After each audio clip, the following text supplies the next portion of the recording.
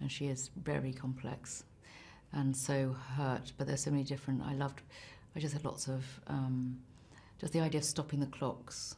And I know a lot of people who do on some sort. They just stop growing beyond a certain point because they've been hurt and they never sort of grow up or grow beyond that point.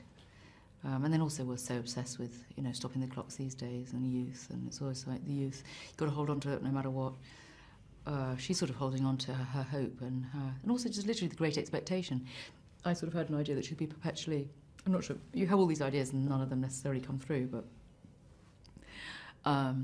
that she's just literally on the point of waiting. So every time Pip comes through, she thinks possibly it's her fiancé.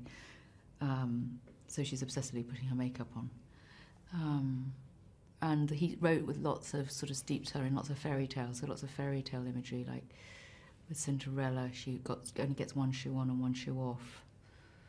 So I played the whole thing with one shoe on, one shoe off, and then Tim said, well, it just looks as if you were hobbling. I said, well, no, I wasn't. But I was hobbling because I got one shoe. He said, well, it looks as if you're trying to be old. I said, I'm not trying to be old because I'm exactly the right age. I'm 45. There should be a badge. Like, if you do your maths with Dickens, she is actually 45, all right?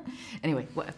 So, and then Rapunzel, I thought it was imagery of Rapunzel, and Sleeping Beauty, because, like, the ivy, and she throws a lot onto Pip, like, almost there's a sort of flirtation with him as he gets older, and that she's her knight in shining armour.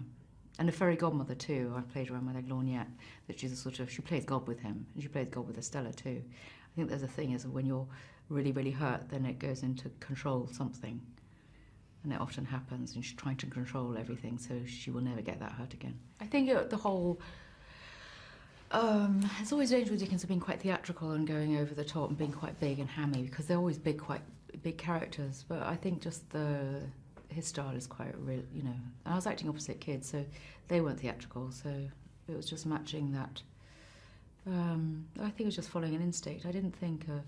There's a lot that's creepy already, because you look creepy, you look strange, you're white and you're wearing a thingy, a dress, and you're sitting at the dressing table for endless, So, but I wasn't actually that conscious of whether I was...